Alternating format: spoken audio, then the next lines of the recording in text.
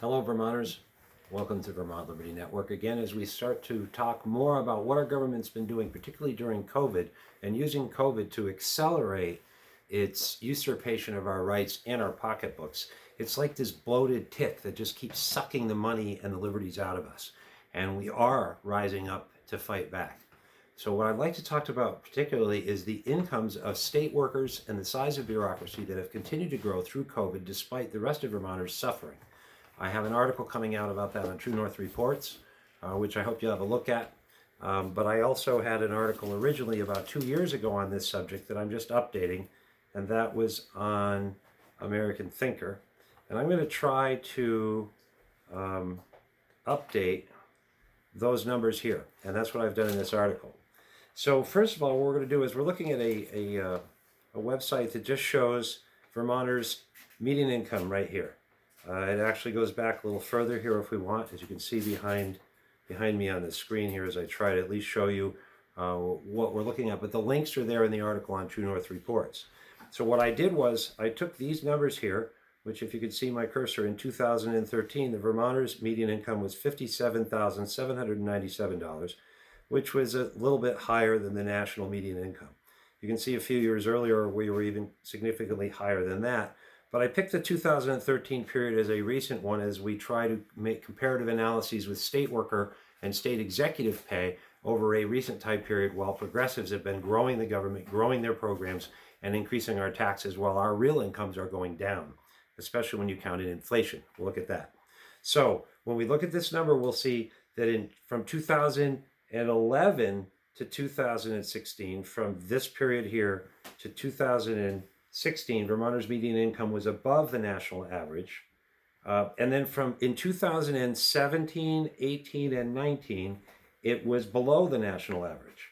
In fact, in 2011, it was $2,591 higher than the national average. And by 2019, it was $2,711 less than the national average. So our median income compared to the rest of the country has been dropping over that time period, particularly in 2017, 18, and 19.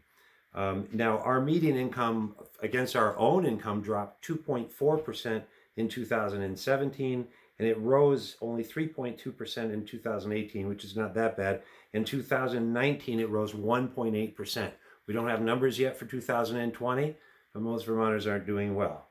But meanwhile, if we look over here at the recently released Vermont state document, the annual workforce report that is put out, a study of Vermont salaries of our state workers, and we come down here to table 44, we'll see this. And do note, these are based on fiscal years, and what I was using just before in that prior table for taxpayers was a calendar year basis, because that's how we report our income. But over the time period, I'm looking at percentage increases and not raw dollars so much. And so that's what we want to look at. If we look at this chart right here, we see that from 2016 to 2020, average salaries for full-time classified employees by fiscal year went up in Vermont every year by 4.1%, 3.1, 3.4, 2.4, and then 2.3% in 2020. You notice over here in the orange words here, it says the percent increase in average salary in fiscal year 2020 was less than the previous 5 fiscal years. Wow, good for you. COVID struck and hit our businesses and all of us. And you guys want a pat on the back because it was less than normal, but it was 2.3%. Now note in here that amongst this includes the year in 2017 when the average salary for full-time classified employees rose 3.1%. That was the year when Vermonters' median income dropped 2.4%. And by the way, that median income drop, that included all their income and salaries.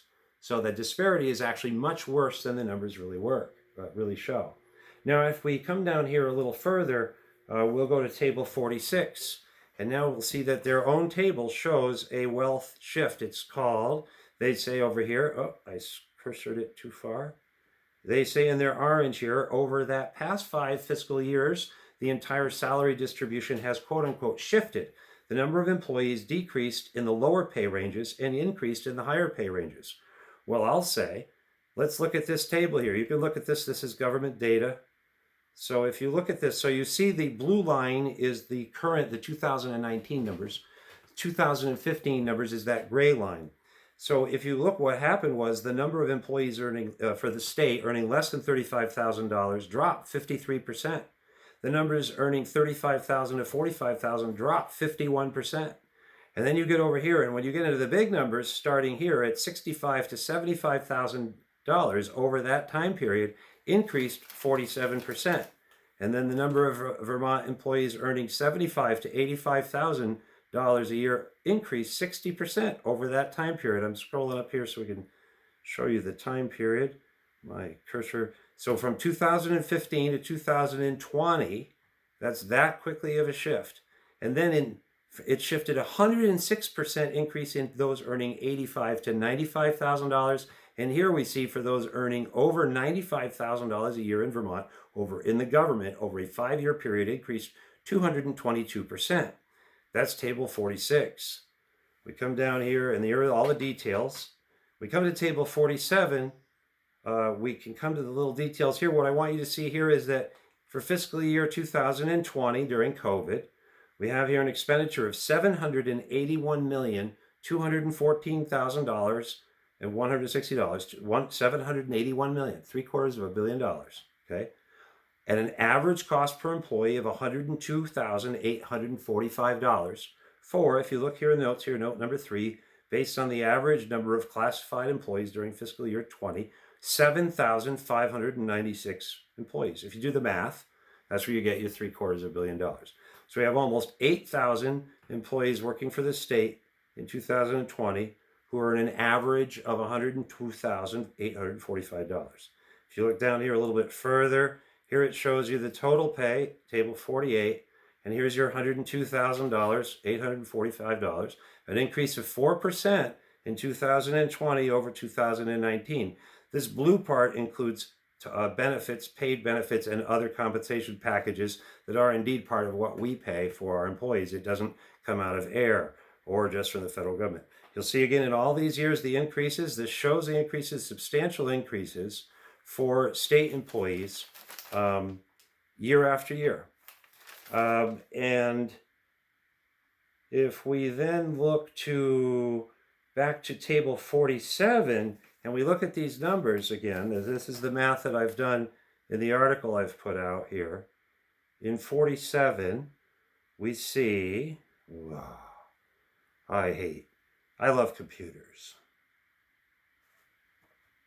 We see of that, let's see, let me just tell you what it is.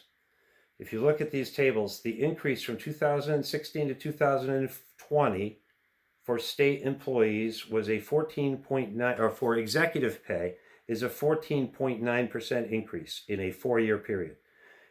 Table 44 shows us then from 2016 to 2020, there was an 11.7% increase in pay for those employees.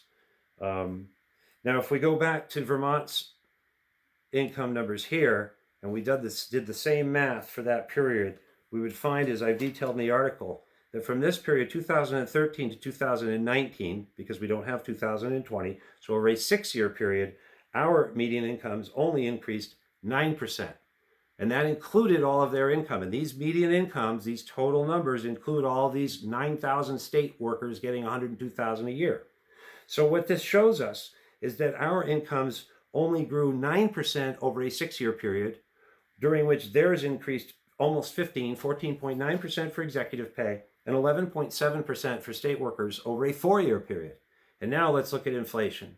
So if we look at inflation, and then we're done here, here's the inflation timeline of the United States. I have this link in the article.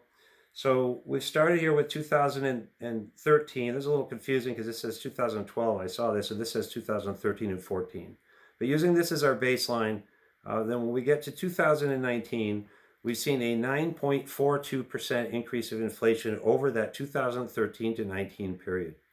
If we looked at the same period that I looked at for the state employees of that 4-year period, we'd go from this 2016 figure of 103.2 to approximately the 2020 111.92.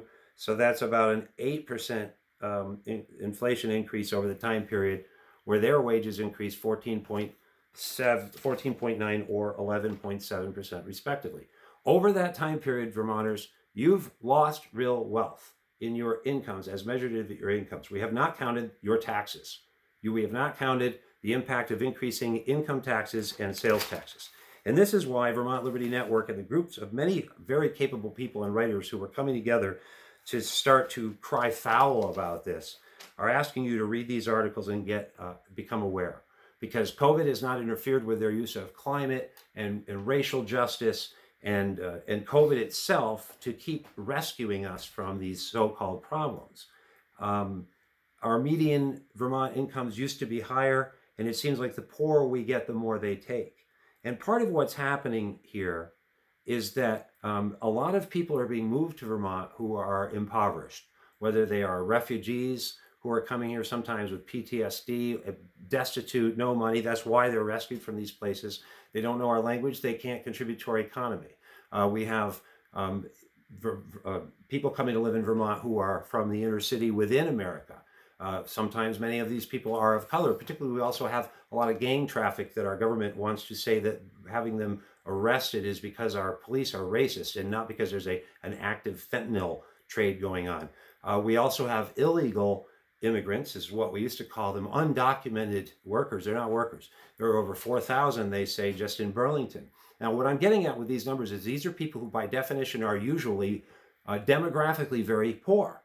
And so when they move here, the progressives then use their relative poverty, homelessness, and lack of house ownership to allege that their poverty has been caused by our systemic racism and an historic oppression of Black people. Do you see how easy that is? I have another article coming out to show this, to prove this, because these are the numbers. And you see this here, that what they do then is we are getting poorer in part because of that demographic shift, which then they use to justify punishing us, shaming us, and taking more money from us. And we've had a little bit enough of this swollen, tick-belly idiotology of an ideology in Vermont from those who are really maligning us and slandering us horribly while taking money from us. Here are the numbers from your state's website showing our wealth being depleted while they grow, because as my article pointed out before, they grow in numbers as well. The governor has now announced he wants to spend, I think, $20-some million a year to hire 33 people to work for the Department of Agriculture to help farming in Vermont, when we've just lost another 90 dairy farms during COVID. That is the swollen tick belly sucking the blood out of us. And it's time for us to pop the tick.